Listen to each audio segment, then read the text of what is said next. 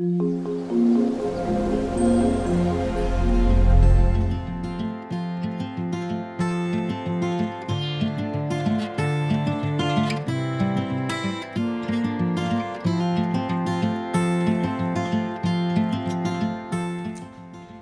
everyone, welcome to our watercolor techniques video, and I wanted to give you a little look at my studio here at home, which is where I create all my videos.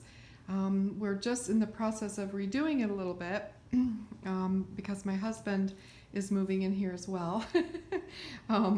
So that's his desk. He still has a lot of books to go through and to get himself set up, but this is my work table. I have a great view of my bird feeders outside in my backyard, and this is where I do all of my own work. And then over here is where I'm set up to do videos. So I've got my lighting and my camera holder and all of that kind of stuff. So I just thought I would give you a little peek. And one other thing, got a desk here that we have to put together, but this is my home altar, and this is my little sacred place, and I have all sorts of beautiful things that are special to me, and I just thought I would show you. It's one of my favorite places. That's my space. All right, so I'll get set up and we'll begin our watercolor techniques video. Hello again, and welcome to our watercolor techniques week on Patreon. And thank you so much for being here. This is a really, really important lesson, and it's something that you will continue to do throughout your work as a watercolorist. And it's one of the most important things that I've ever done and that I continue to do. And that is learn how to mix color by making color charts. And I want to show you, I'm going to move my palette here. I want to show you, this is my very first book of color charts from 5 years ago. And it is a moleskin sketchbook, and they changed the paper. So I don't use them anymore, but at the time it was wonderful paper. And I just want to show you a few things. So this is the very first set of watercolors that I had that were professional watercolors. And I started by making charts. Let's see here. I think that's the first page. So I started by making charts of 2 color mixes. So I would put down one color here and one color here and write the names, French vermilion and phthalo blue, and then I would do mixes of them to show the range between those 2 colors. So here's French vermilion and ultramarine deep, French vermilion and Indian yellow, French vermilion and lemon yellow. These were my first colors that I used. And as you notice, I went through all of the colors in my palette, and I made these 2 color charts. And we're gonna get into that more at another time, but this is a really important exercise to do because it teaches us a lot. Here I started to make more extended charts. So I'm still using 2 colors, ultramarine blue and lemon yellow. And then I started with lemon yellow, and then I would just add little touches of French ultramarine blue in making these charts. So I would gradually end up back at blue, okay? Here is Sennelier orange and French ultramarine. And it shows me the wide variety of colors that I can get with just 2 colors. Here is French vermilion and plus lemon yellow, and then phthalo blue. So look at these beautiful colors. I can get anything from ochres to olive greens to beautiful dusty greens into teals and turquoises all the way back to phthalo. Here is orange and Payne's gray. Here is red and Payne's gray. Here is Indian yellow and Payne's gray. So you can see that I did this quite a bit. Okay, there are lots and lots of color studies in here. But this one here is a little bit different. This one I used ultramarine blue, and then I added all of my yellows and reds to it to see the different variations I would get. Here is Prussian blue with all of my different yellows and red to see the wide variety of colors I could get. Okay, so it's the same thing. It's 2 colors and all the variations in between, but I'm using the same color with many different colors. So this is a grid format, okay? And I did this many, many, many times with every color that I had. This is all of my palette with sepia to see all the neutrals I could get. And then you'll also find pages where I'm just playing with color and mixing them. And then this is a wash chart. Another one just swatching out colors from new palettes. And here I got into what is, I consider the key way to make a color chart. And what this is, it's a grid, again, with one square for every color in my palette going this way, and one square for every color in my palette going this way. So it's like an old, grid chart. So what happens is if I put my finger on this Maya blue and then on this Ercolano red, if I bring my fingers together, this is the color that these two make. Here and here, this is the color that those two make. Here and here, this is the color that those two make, okay? So this is what we're going to be doing today. And we're going to be doing it with our split primary colors, all right? But what I suggest is that you get yourself a color book specifically reserved for color charts, and you start making these charts in every way possible. So you get a really clear picture of what your paints do, your specific paints do when they're mixed together, okay? So let's see, here's another one. This is with koi watercolors. Every watercolor set I had, I did this, Pelican watercolors, okay? This whole book. Here is a map I made of my palette, all right? So this whole book is filled with color charts and color play. And I highly recommend that you do the same, all right?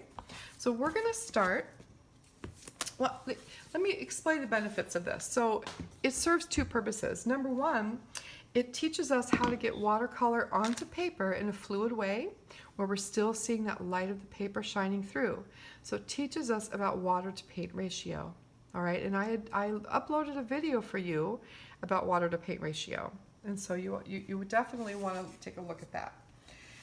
But it also teaches us how to mix more intuitively. It gives us a record. So let's say I'm painting a subject. Let's say I'm painting this bottle, okay? And I want to match this green. I can look through my color charts and I can find a page that has a lot of greens on it, and I can hold it up and I can say, okay, that's perfect. So what is this? That is quinacridone gold plus French ultramarine blue, all right, this one here. And it's adding a little bit more than half of the gold to the blue, all right? So I have a starting place. I know what two colors to start with. This book is really, really helpful for that, all right? I keep this always, and I have a new book for the new paints that I use. But I wanted to show you my first one to show you how often I did that exercise, and it taught me a lot. So to make our color chart, this is my new color book. It's a 9 by 12, and that's the size I recommend, okay? And then I just have this 12-inch ruler, so it fits perfectly, all right? And I start with just a pencil and my ruler, and I start at the top. And don't worry if your lines aren't perfectly straight, that's not gonna matter. But I just draw a line across, and then I just go under the 1-inch ruler and I draw another line across, okay? And then I position my ruler next to that first line, and I do this 7 times. So I have 7 lines. We have 6 colors, and then we need 1 for just the blank color. So I'm going down and I'm making sure I have 7 rows. So that's 4. This is 5. Here's 6, and here is 7. All right, so I have 7 rows. Now I want to do this the same across the other way, so I form a grid. So I'm going to leave myself like 2 spaces, 2 inches here, and then I'm going to start again. I'm going to make a line on the ruler on this side, and then on this side. So that's 1, all right? And then I do this across using, so I have 6 squares going across. 1, 2, this is separate, okay? 3, I'm gonna use my right hand because it's just awkward. 4, 5, and 6, okay? So before I begin, I want to write the names of my colors, all right? So this square I'm gonna leave blank. Up here, I'm gonna write the color number. So for my yellow, that's PY3. For my, that's my cool yellow. For my warm yellow, you know what? I'm not sure, I don't have it right here with me, but I think it's PY110, and then there's another color in there, but we'll just put that for now. You can find your color number on your paint tubes. I don't have my paint tubes with me, I just have my palette. And then for the warm red, it's PO71. For the cool red, it's PV19. For the warm blue, it's PB29. And for the cool blue, it's PB15.3. We talked about all of this in the last video. And then down on this side, I'm gonna write the color name. So I have Hansa, yellow, light. Then I have New Gamboge. And by writing these down, you're gonna learn them better, okay? The color name and number. Then I have transparent, pyrrole, orange, so whatever your color is. Then I have quinacridone rose. Then I have French ultramarine. And then I have phthalo blue green shade. Okay, so now I have the names of my colors and the numbers, but I'm not going to stop there. I'm also going to put up in this corner, this is my cool yellow, so CY, my warm yellow, my warm red, my cool red, my warm blue, and my cool blue. So I have everything that I need to know. You could also make notes over here about the brands, anything extra that you want to remember about your paints, okay? And then I've got a roll of paper towels, and I have 2 glasses of water here, one to rinse my brush and one to take clean water from, because our brushes get pretty dirty when we're doing this work. I'm also going to have a piece of paper towel. I'm going to wipe off my palette. But I want a piece of paper towel in my hand to wipe my palette when necessary. All right? Okay. And so we're going to start by swatching the colors and putting them where they belong on the chart. So for PY3, that's my cool yellow. I'm going to take a little bit of cool yellow, and I'm just going to put a swatch. And then I'm also going to swatch it here. All right, so I have Hansa yellow light here and here. Rinse my brush. And then I'm going to get my warm yellow, the New Gamboge. I'm going to put a little swatch here, and I'm going to put a swatch here. And I'm going to go all the way across, adding the color that belongs there. So PO71 is transparent pyrrole orange. Okay. Then I've got quinacridone rose, PV19. Okay. Then I've got PB29, which is French ultramarine blue. Looks like I had something else in that color. Make sure I clean that off. That's better.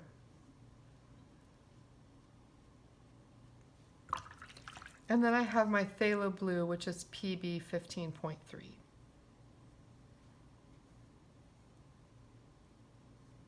Okay, so now I have a representation of each of the colors in its purest form. So the first thing we're going to do is we're going to mix Hansa yellow light on this left-hand column with every color across my chart.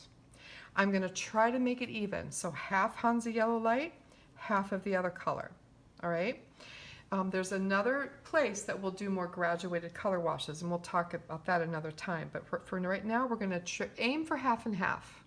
Half and half. Half Hansa Yellow Light, half New Gamboge. Half Hansa Yellow Light, half Transparent Pyrrole Orange. All right? So I'm going to grab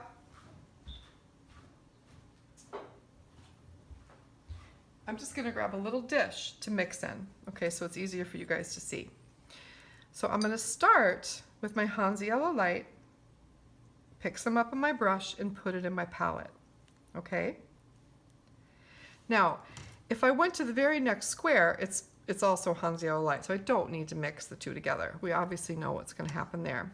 So I'm going to go to the New Gamboge and pick up color on my brush, mix them together in my palette, okay? And I'm going to paint a swatch here. And I'm also going to come down here where I have New Gamboge, and I'm going to paint its corresponding color, because you'll have some that are repeats. Okay, so I'm going to put some there. So New Gamboge and Hansa Yellow Light makes this. Hansa Yellow Light and New Gamboge makes this also. Rinse my brush, and I just wipe out my dish. Okay, pick up that Hansa Yellow Light again. And now I'm mixing it with PO71, which is Transparent Pyrrole Orange. Mix the two together. Paint a swatch where it belongs. And you don't have to be super neat with these. You can if you want. And then I've got Transparent Pyrrole Orange plus Hansa Yellow Light. Okay? Again, wipe my plate off. You could even use a saucer, a teacup saucer. That would be perfect. Pick up my Hansa Yellow Light again, put it in my palette. Next color is PV19. So I grab some of that, mix them together. So I also get an orange, but it's quite a different orange. Okay? And then put it over here where it corresponds over here as well.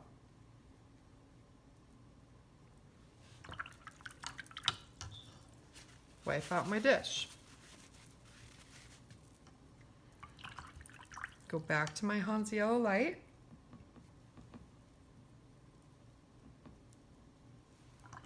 Now I'm going to mix it with PB19 or French Ultramarine Blue. And I get a nice green.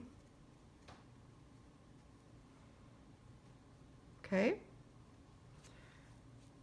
Paint it over here where it corresponds as well. Then I'm going to wipe out my palette. Go back to my Hansa Yellow Light. And then add my cool blue, the phthalo blue. And remember, phthalo blue is really strong, so you don't need quite as much. But look at this brilliant green that we get when we mix those two together. It's so different than the green we get with ultramarine blue. And then also paint it down here. Now notice that these colors look very clear and vibrant still, okay? Because we're only mixing two colors together. We're not making them into complementary colors yet. So you can also see the white of the paper shining through. I am not totally covering up. These are transparent. So even over here, you can see the writing coming through from underneath where I put the paint swatches. It's really important to get that good water to paint ratio going. And this is great practice for that. All right, so now I'm gonna move along to my New Gamboge for this line. So obviously I've already done the one with Hansa Yellow Light. I don't need to mix it with itself. So I'm gonna start with PO71, Transparent Pyrrole Orange. So there's my New Gamboge. Pick up a little bit of the Transparent Pyrrole Orange, mix them together, and paint it in its space. So this orange is going to be a little bit richer and even truer orange, okay? And then we can also paint it down here in its corresponding So transparent Pyro Orange plus plus New Gamboge, sorry. Wipe my palette out. Go back again to New Gamboge. Put it in my palette, and now we're going to use PV19, Quinacridone Rose, and mix those two together. And I'm going to get a different orange. It's a rosier orange, a cooler orange.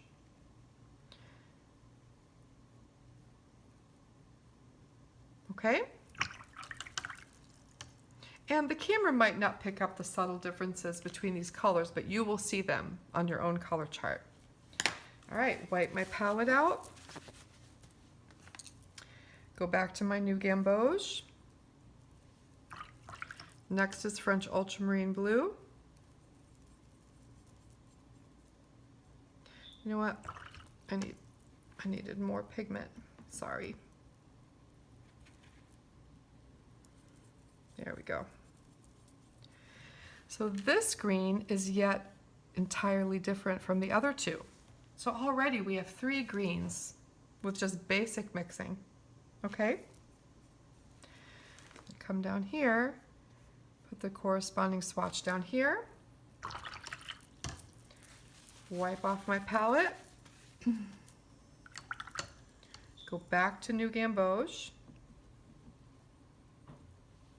And then we'll use the phthalo blue, the cool blue. And again, we get an entirely different green. So now we have 4 greens to start with. All right, so I'm gonna turn it on time lapse now and finish this chart for you. All right, and then we'll talk some more.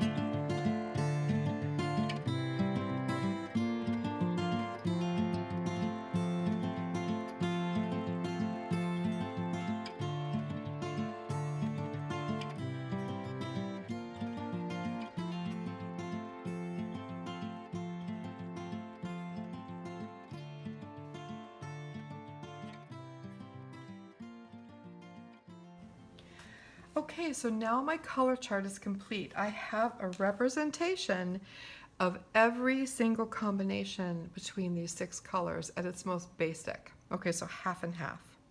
So you can see we have a wide variety of greens. Oranges are subtle differences, but they do make a difference. Okay, they do make a difference when we're trying to match colors. And then the purples are also vastly different. Okay, when you mix a warm red with cool blue, you get brown. You don't get purple. Okay, you only get purples when you use a cool red. The truest is with warm blue, and this with the cool blue, it's a little dustier. Okay, so this is a great thing to do, and I want you to take your 6 paints that you've chosen as your split primary colors, and I want you to map this out. All right, and make a color chart. Make more than one if you need to. Okay. So the next kind of chart we're going to make is an extended chart. And I'm going to just take my ruler. You can do several on one page, but I'm just going to show you here. So I'm going to make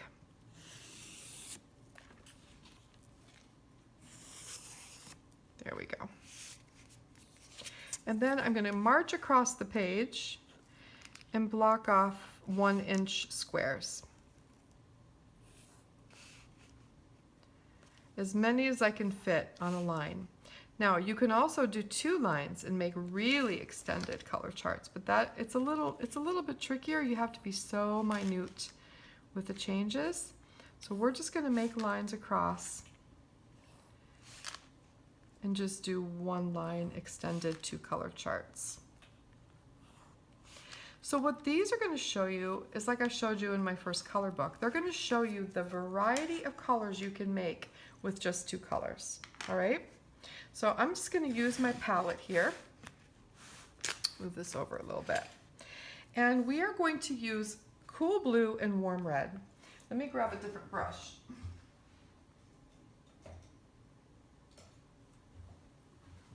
So I'm just going to use a pointed round for this.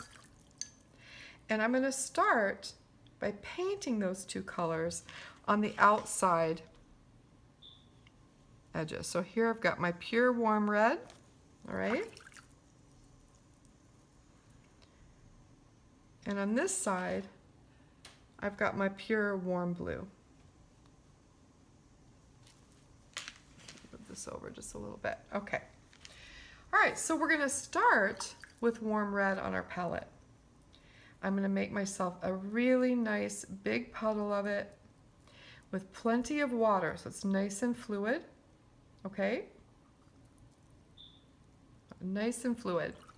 And then I'm going to dry my brush off, and I'm going to use the very tip of my paintbrush and stick it into that phthalo blue, just the tip, okay? And then I'm going to mix it in to my warm red, and I'm going to paint it right here. So this already shows you the subtle color shift that you can achieve by 1 little pinprick of adding the cool blue to the warm red. And then I'm going to go back and I'm going to pick up another pinprick and mix it in. And paint it right next to that. Now I'm getting more toward a burnt sienna hue. Okay? So after the first 2, I'm going to pick up a little bit more. Make sure I have water. Add it in. Now, look what happened. Okay, I got too much. If that happens, I can add a little bit more of my warm red in. That's more like it. So don't worry if you add too much. Sometimes it happens. Then just add a little bit more of your other color.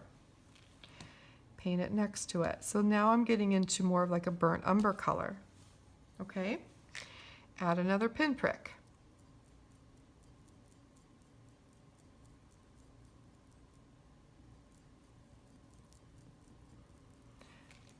Now I'm getting into a sepia tone. Okay?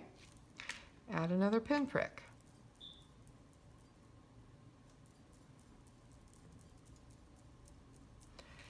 Now I've made black.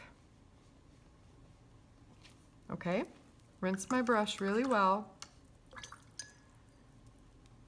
Add another pinprick.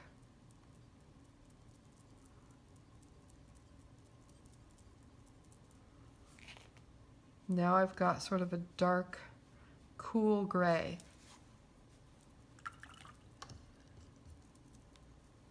Add another pinprick. Now I've got a deep, dusty teal. Add another pinprick. Now I've got a beautiful blue-green.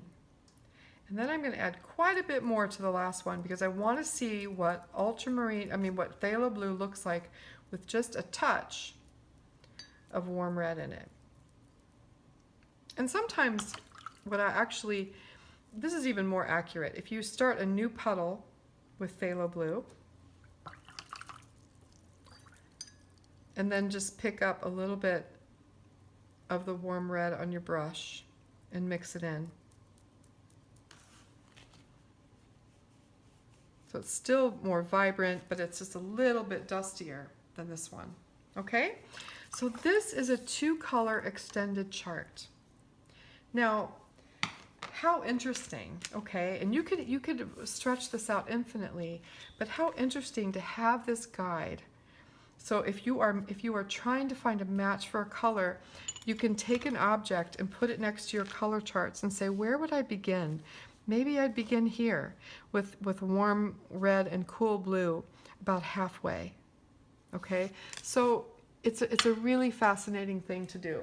You learn a lot. I mean, would you have guessed that you could make both burnt sienna, burnt umber, sepia, black, paint like a dark charcoal gray with these 2 colors? All right? So that is a 2-color extended chart.